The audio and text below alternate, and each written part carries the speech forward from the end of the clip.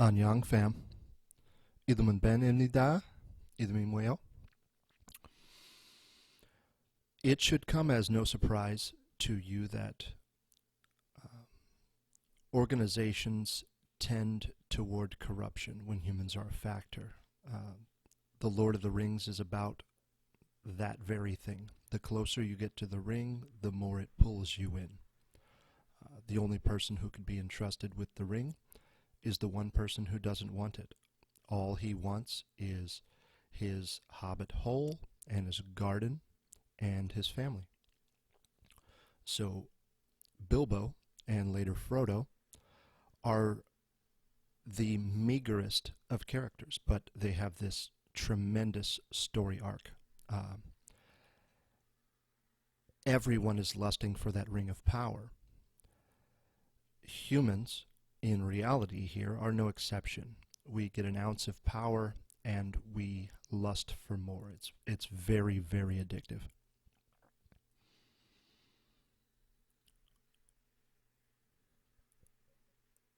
Organizations also ossify. This is the Egyptian story. Osiris. Osiris is represented by the temple, the pyramid. Osiris is cast into the underworld when he loses his vision. His son, the visionary, Horus, restores his sight and rebuilds the temple. Now with Horus, the eye, the vision atop the pyramid. So the hierarchical structure, the ordered structure that supports the vision is necessary, right? So you can think of this in today's political context, right and left brain. The left brain, the analytic side, is the structure, the ordered set that is the pyramid, the restraint, the borders, the boundaries. And the right brain being the eye, the visionary, the artist, the intuitive thinker, the emotion. So in order for the emotive mind to work, to create, to challenge the structure that supports it, the supportive structure has to exist. If we collapse that structure, we descend into the underworld, just as Osiris did. This isn't to say that we'll ever have a perfect system, even if we get the ordered system exactly right so that our artists can create and modify society so that it better fits our needs. I don't think we get to perfection. I think that's us. We're flawed. It's part of the reason we can't be entrusted with that one ring. So the abuse of power for public gain, the moment you have official power, which in reality shouldn't mean anything, you're a public servant. I don't know that well, I'll keep my opinions about that to myself. So this is from jw.org. They talk about, they define government corruption as being the abuse of public power for private gain, personal gain. So how did Nancy Pelosi amass a net worth in the hundreds of millions of dollars on a $70,000 a year salary? Who knows? Perhaps it has something to do with nonprofit organizations, charitable contributions, in exchange for access to the political power that they possess, to their influence. Why was Hunter Biden placed on the board at Burisma despite having no business there? Well, his father was vice president of the United States. Access, power. The closer you get to the ring, the better. There's a long history of such abuse, as identified by this JW article. They cite Exodus 23:8, 3,500 years ago. The Bible includes a law prohibiting bribery in judicial cases. Okay, so if I can bribe a judge, if I can bribe prosecutors, if I can bribe public defenders, etc., I can influence the outcome. So we mean to limit that or prevent it to such extent as we can, given that we know human beings are susceptible to corruption. Once the ring is forged, the story is told. So if you don't accept that there is corruption in government, you can turn this off. Everything I say from this point forward, you won't accept because you don't believe that these organizations can become corrupt. You won't believe that public officials will lie to you to get your money to then use it for their personal gain. That they'll say, we're going to feed kids in Haiti. We're going to rescue the Kurds. We're going to promote stability in the Middle East. Whatever thing appeals to that eye atop the pyramid, whatever thing appeals to the right mind, the emotive mind, the intuitive mind, I'm going to use that to sell you the forfeiture of your assets, the forfeiture of your liberty, the forfeiture of your property in the form of taxation. Not just that, but I'll take your charitable contributions as well. I'm going to swindle you into thinking you're doing something good, and I'm going to use that money to throw a counterpunch that you won't even see coming.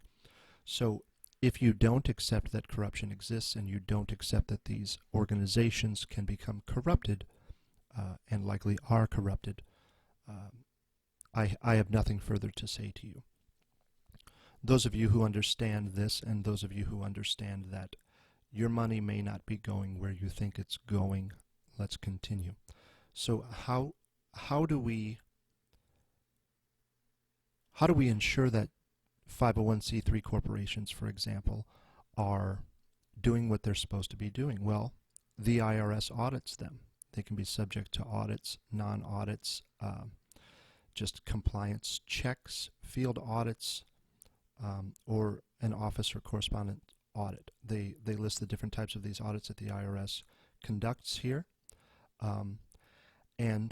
Okay, so the IRS, what is the IRS? The Internal Revenue Service. This is a government organization charged with collecting taxes. Okay, they collect taxes through an understanding known as voluntary compliance. What does that mean? Well, it's a nonsense term. Compliance can't be voluntary. Compliance is in response to force.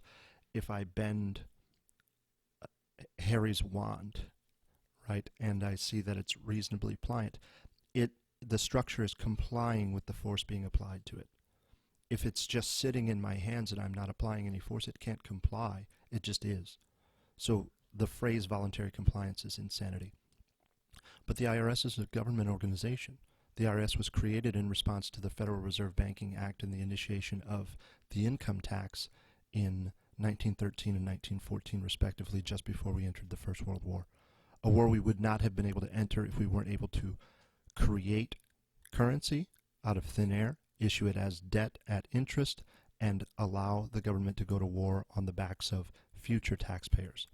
The IRS, like any organization, can be corrupted. And I believe during the Bush years, if I'm not mistaken, perhaps it was Obama, you can look into Lois Lerner, Lerner, and the IRS being used as a political weapon. We're going to audit political opponents. We're going to use it to our political advantage. So the organizations designed to check the organizations for corruption, too, can be corrupted. This is from Tom Fitton. JudicialWatch.org. This is from his Twitter page. Tom Fitton's the man. This is entirely crowdsourced, crowdfunded. So I would encourage you to check out Judicial Watch. Huge Soros find. Documents show Soros operation and State Department working hand in glove with your tax dollars. Judicial Watch does the heavy lifting in court to get answers. Okay, so there are organizations within organizations within organizations working with organizations, and the organization atop this pyramid of trickle-down activism is consuming your tax dollars. Okay, so we send money overseas for humanitarian relief for the European nations who have been flooded with migrants from Africa as a result of intervention in the Middle East and Libya specifically.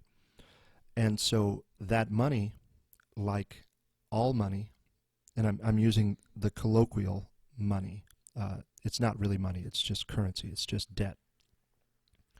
That money goes to the whales first.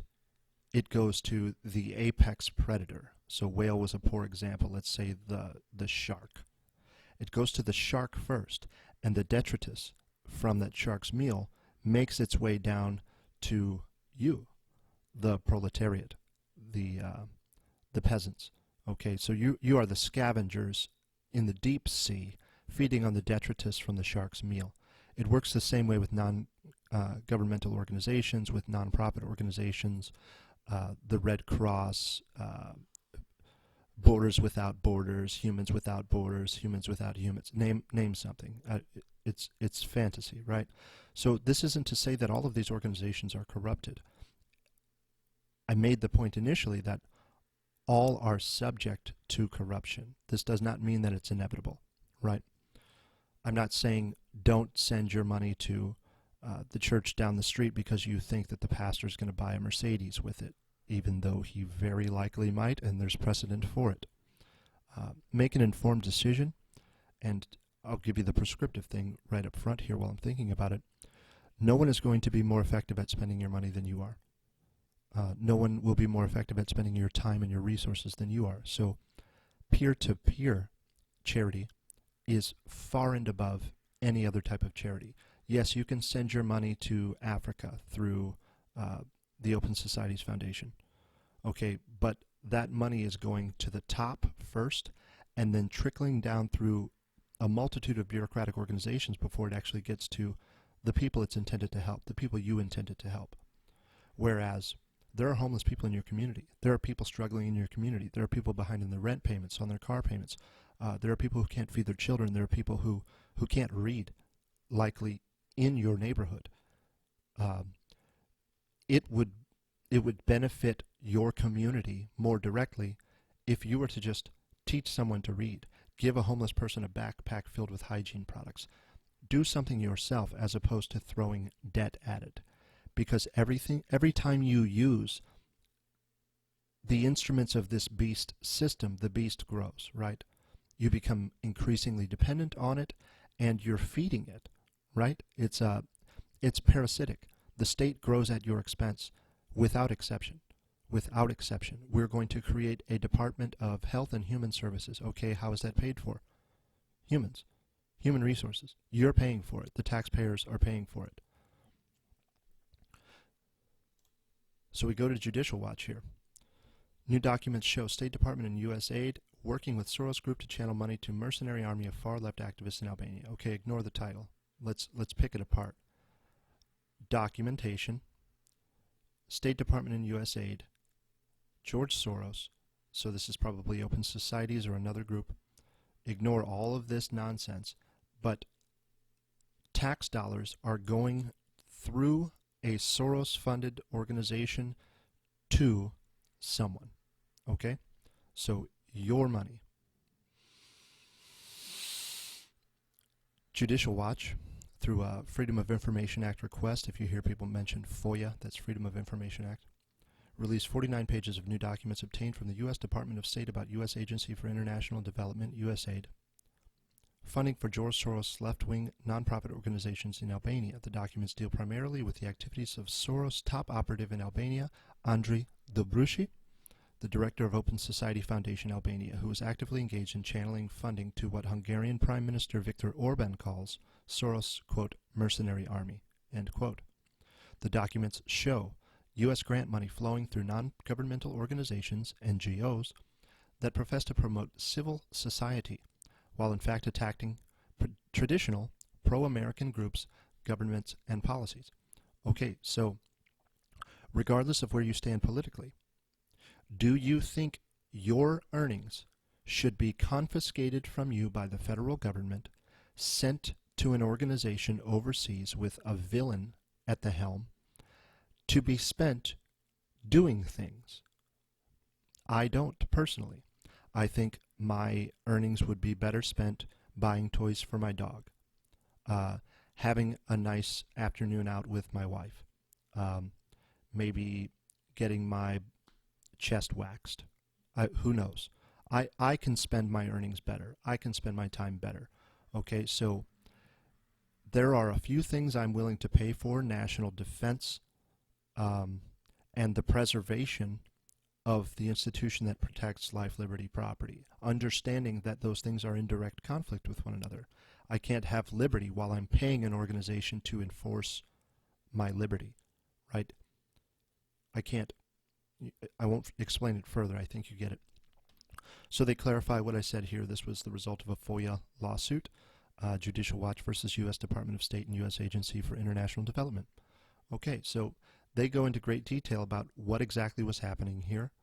You can read through here. There's not a lot of buzzwords or emotion.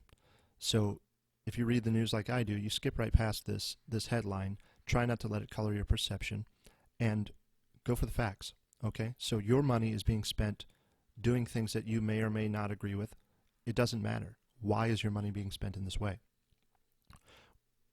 Chicago, San Francisco, Portland, Los Angeles, New York City. These places, Detroit, Flint, these places, if my money is going to be stolen at gunpoint to be spent on humanitarian relief, why is it leaving the country?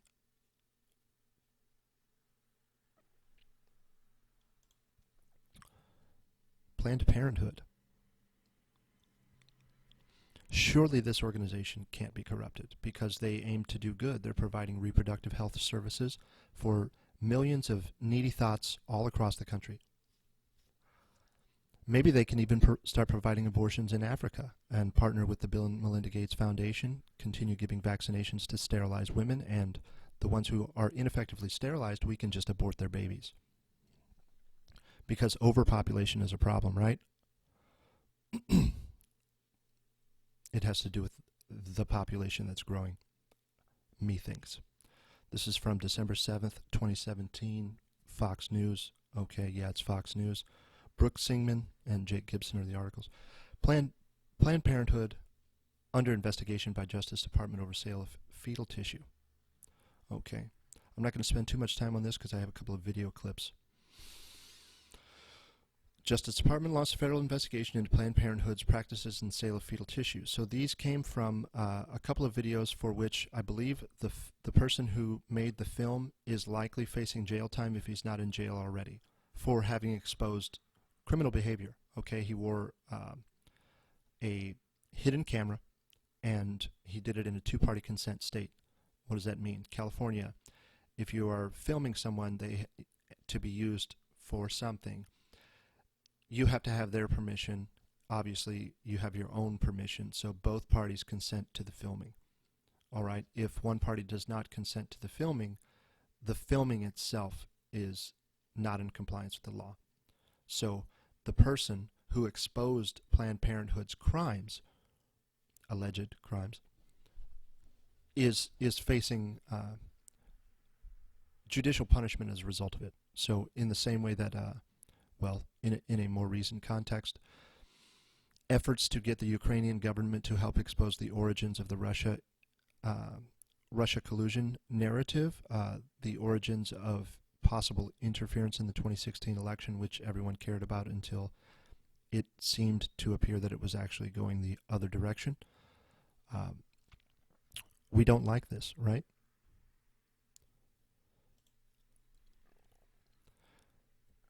This is from the Center for Medical Progress. They helped release these videos. Since CMP began releasing videos of Planned Parenthood senior leadership describing the details of its trade in aborted baby parts. Okay, so the meme, Planned Parenthood sells baby parts. It's true. It's undeniably true at this point. Planned Parenthood, to avoid a legal description of having trafficked in the sale of body parts, employs two primary models.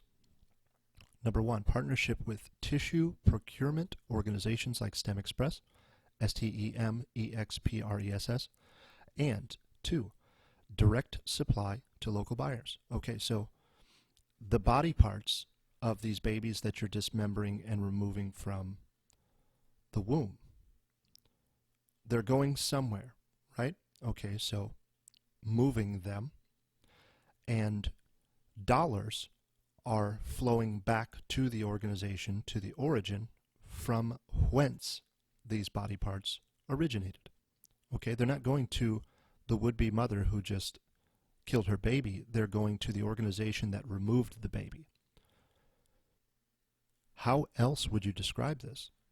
Well, if I do fancy wizardry with these words, I can say, well, we're actually reimbursing expenses unrelated to the fetal tissue through an organization that is receiving the fetal tissue. You have to use wizardry. You have to talk around it. Tissue procurement organizations. Okay, what are they doing?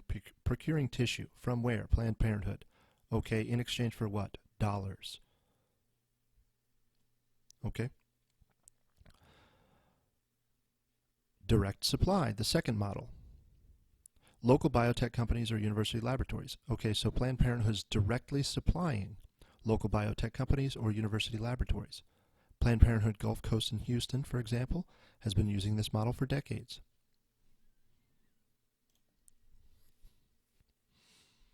U.S. Government Accountability Office. This report is focused on healthcare funding. It's titled Federal Obligations to and Expenditures by Selected Organizations Involved in Health-Related Activities, fiscal years 2013 to 2015. Gives you a citation here, GAO number, etc. This is March 6, 2018. What they found, from fiscal years 2013 to 2015, federal agencies reported obligating about $26.5 billion to federally qualified health centers. International Planned Parenthood Federation. Okay, so we're paying for abortions in other countries as well. Marie Stopes International and Planned Parenthood Federation of America, including these organizations' affiliates and member organizations. Okay, so you see the network, right? Well, we're just going to pay for reproductive health services. Okay, what does that mean? Well, abortions, but no, it's all this other stuff too. Okay, so most people, I think, don't mind paying for that. Even those with a religious objection, okay, I don't mind paying for condoms to be available, knowing that I can't prevent people from having sex. Okay, if they're going to have sex and I can't do anything about it, let's throw a rubber on it so we don't get more retards clogging up the system and sucking my dollars out of my paycheck. Most people agree with that. Okay, the downside. The major objection comes in the form of funding the murder of human beings. Most people object to that, and so the argument has to take place at the level of whether this is a human being or not. That's how we got there, right? I don't want to pay for murder. You don't think it's murder because you don't think it's a human. Okay, fundamental disagreement. Life, by definition, is the maintenance of disequilibrium with the environment. A single cell is life. Okay?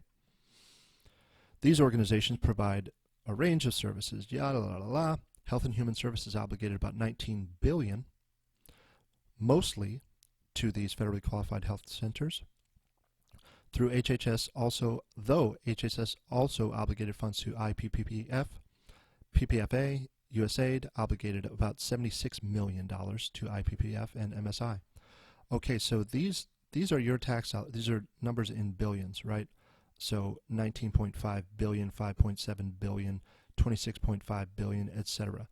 So this is your money again, right? It's going to the top of these organizations. These executives are making millions upon millions of dollars for spearheading organizations that provide a service that involves in the termination of a pregnancy. Did I say that sensitively enough? You're paying to have babies killed, and the organization you're paying is getting money in exchange for their body parts.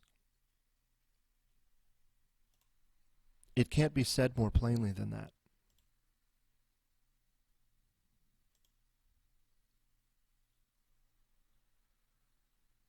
Okay, can we get this to play here?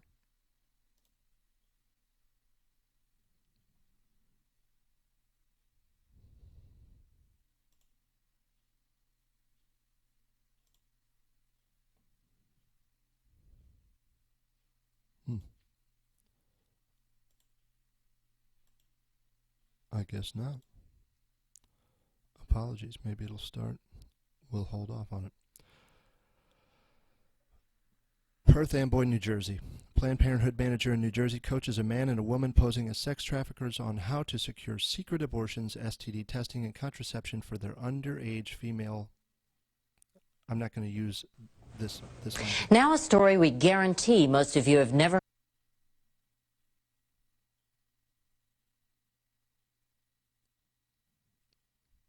Apologies. Okay, so what's happening here? You have undercover people, a guy and an underage girl, going into a Planned Parenthood. Okay, well, this girl's underage. We got to do this on the hush-hush.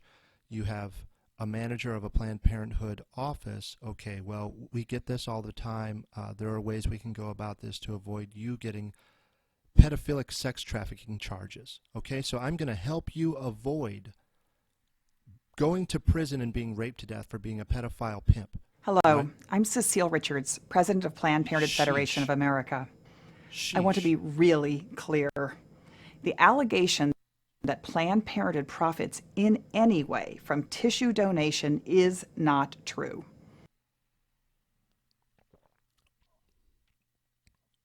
We'll see. We'll see. YouTube.com. Second Planned Parenthood senior executive haggles over baby parts prices, changes abortion methods. I'm not going to spend more time on this video. Oh, here we go. What would you expect for intact tissue? What sort of compensation? What sort of... Well, why don't you start by telling me what you're used to paying? She looks like she sells bodies, right?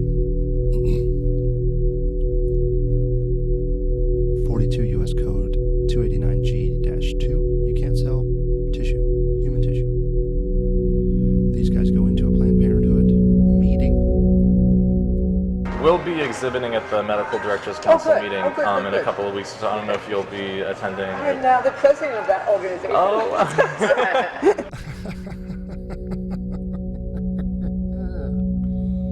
Dr. Gatter, Gatter, Medical Director at Planned Parenthood, Los Angeles, till 20. So we had just started the conversation, and Susan was explaining they're a startup, that they have been about a year in business. They're a for-profit company that's connecting researchers with people willing to donate tissue.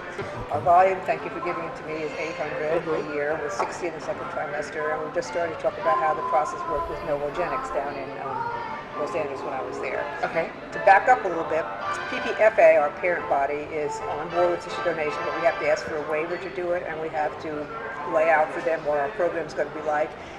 And the mechanics of it was that Heather, Novogenics person, would come to the site. Okay, so they get consent. They kill your baby.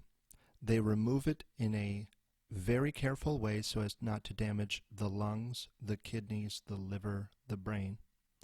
And then they sell those parts. Okay, they gave you a couple names: Novogenics, STEM Express, etc. This is the sale of human tissue, right?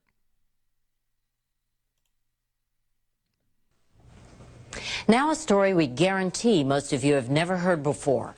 Big money is being made from the sale of fetal body parts. Even the most ardent pro-choice advocates, like Planned Parenthood President Gloria Feld, are disturbed by what we found.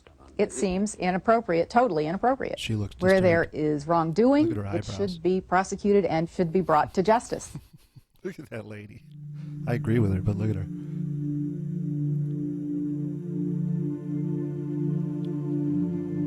If you're watching A this lot of channel, people want it's intact parts these days because they're looking for specific nodes, AV nodes, SA. I was like, wow, I didn't even know.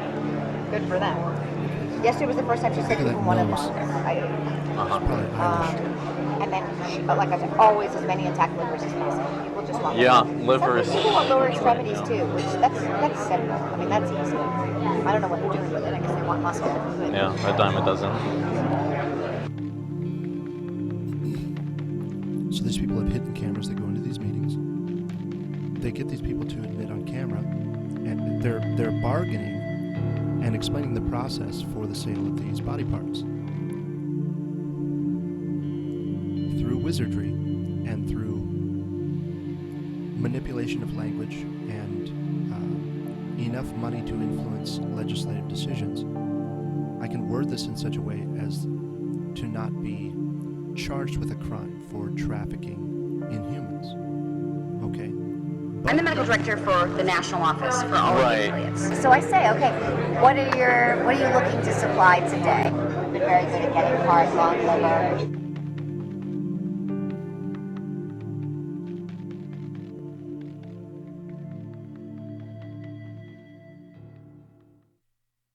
Every provider has had patients who want to donate their tissue, and they absolutely want to recombinate them. They just want to do it in a way that is not perceived as this clinic is selling tissue, this clinic is making money off of this.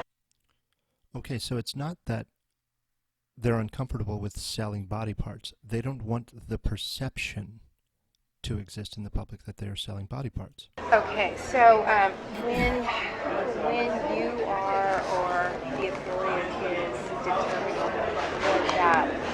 what that is monetary, Yes. so that it doesn't raise any question of this is what it's about. This is the main. What price range would you? I'm going to throw a number out. I would. Yeah, go ahead and throw a number out. How would you have a number to throw out? What you're talking about is exchanging dollars for body parts, right? Isn't that what this whole conversation is about? And the satanic aspect of this is that you're paying for this whether you like it or not. You're paying in a physical sense in that your earnings are funneled through these organizations to pay for abortions. And you're paying for it in what I'll call a spiritual sense, right? You know this is happening. This is affecting you whether you wish to acknowledge it or not. So if you want to see this video, Planned Parenthood uses partial birth abortions to sell baby parts. You're going to have to go usually through a page or two of search results on YouTube before you get to these actual videos where they're showing these undercover investigations. It will be a bunch of Planned Parenthood debunked, etc., etc. You get the internet by now. I don't have to explain it.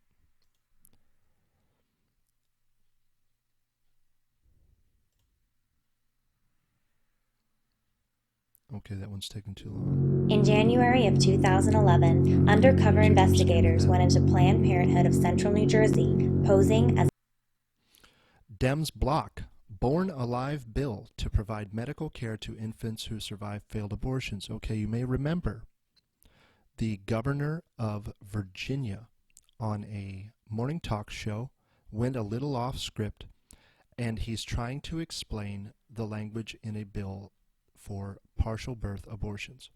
Okay, I won't explain what a partial birth abortion is. You can look it up. I believe I've explained it in other videos. It's horrifying. Okay, so you've taken an intact baby out.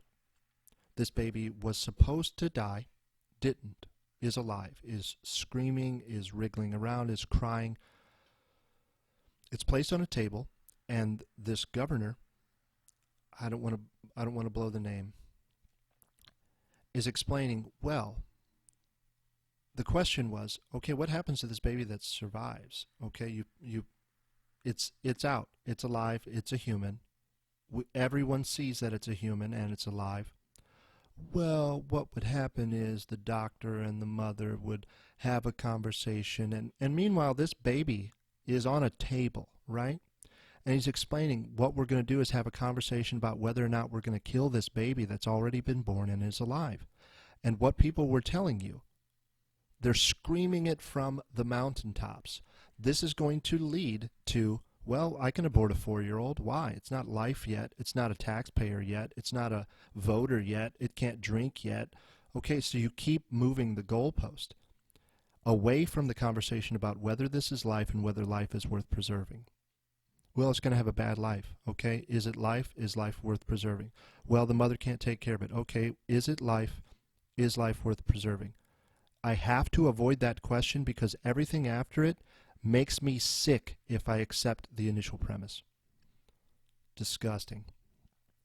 All right, so off of the abortion, warfare is also an immensely profitable business. World news is from The Guardian. I don't see a date here. There we go, 7 February 2007. How the U.S. sent $12 billion in cash to Iraq and watched it vanish. So this money was taken out of a bank by Qusay Hussein as Iraq was falling. Something like $1 billion disappeared from the bank along with all the rest of that money.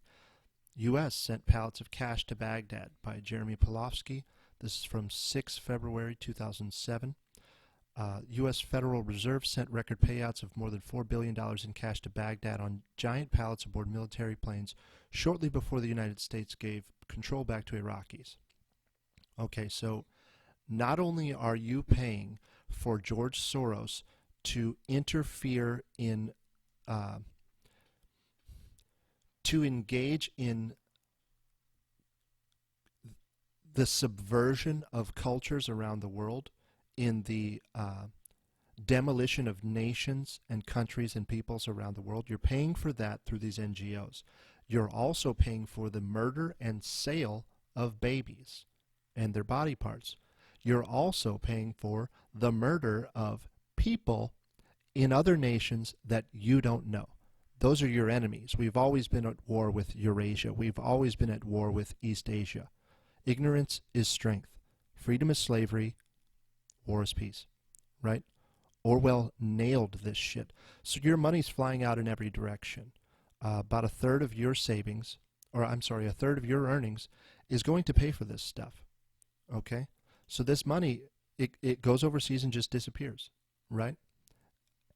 And so do people. So do children. So do wedding parties, right?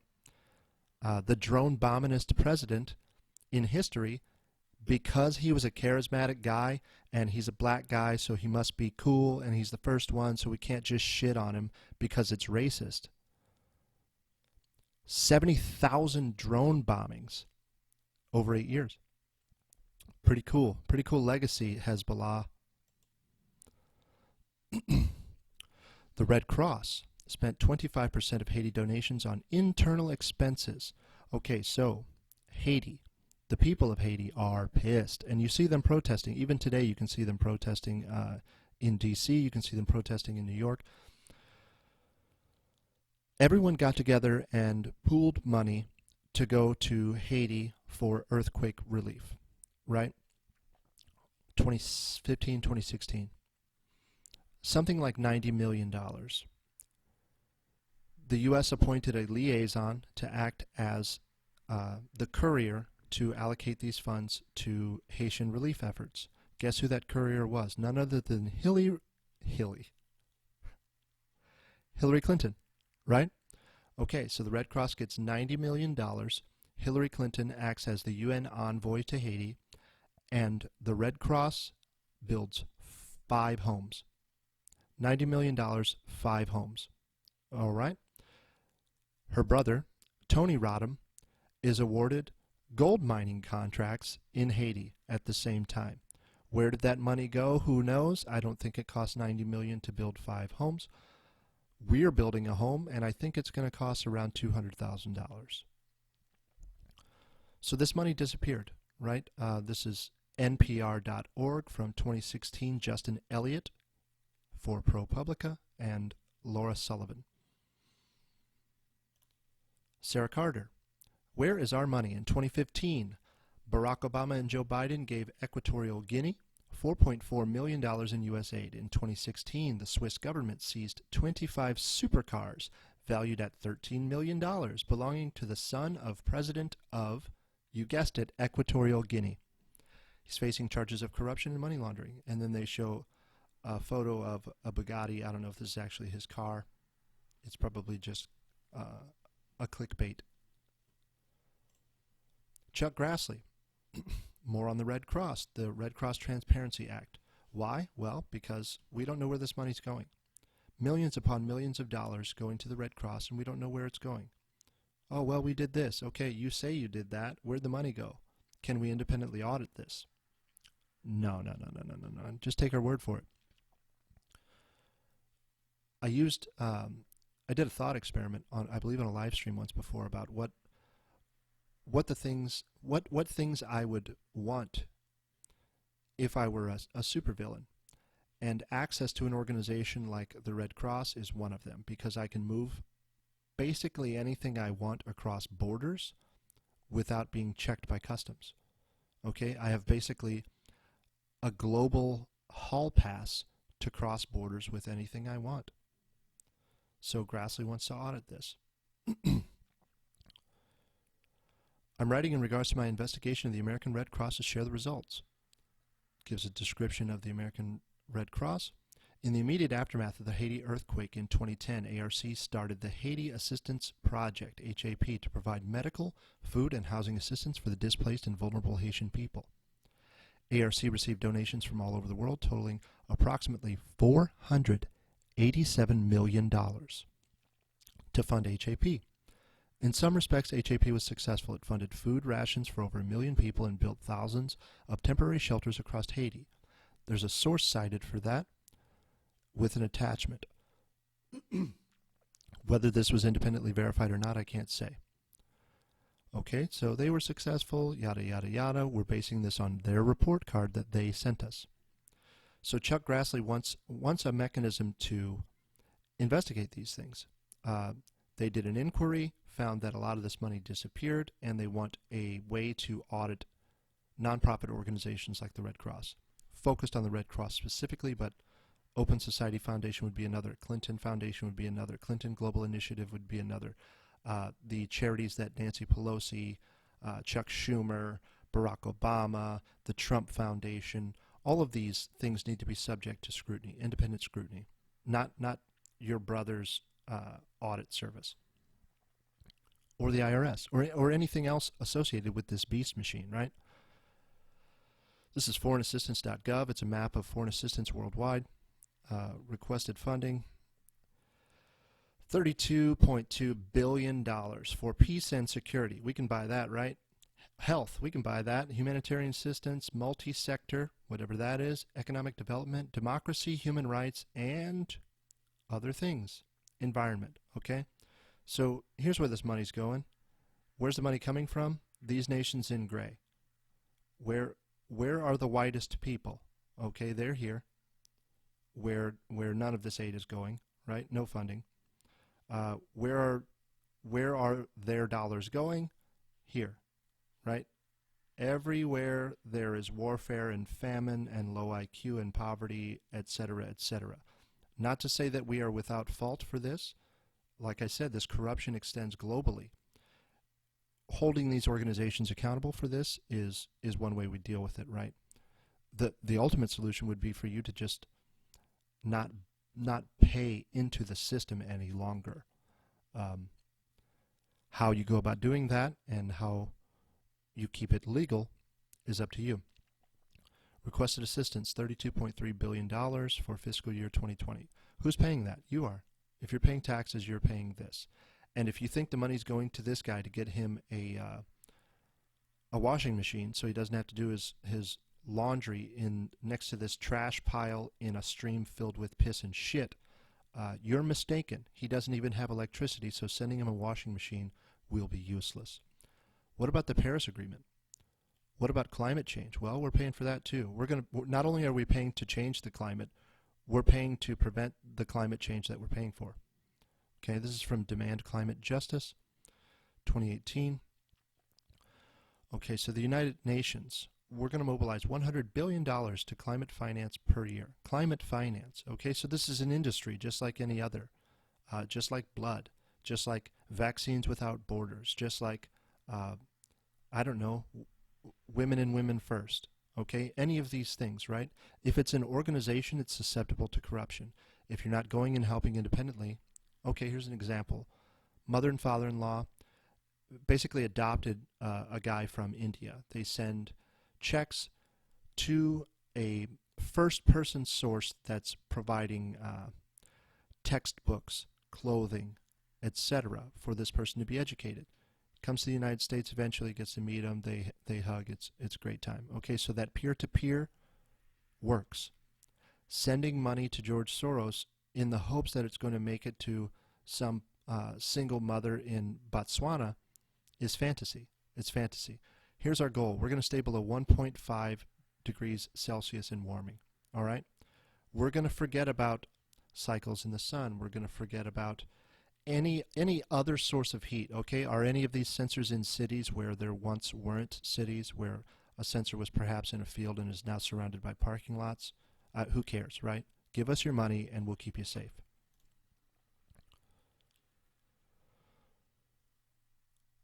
I'm going to stay away from the news, right? So I had this story up here just because I thought it was interesting. If you want to read it, zerohedge.com.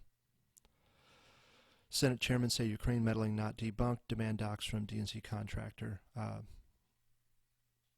Unrelated, right? Though it does deal with corruption, not exactly on topic. So if you aim to help people, just go help people.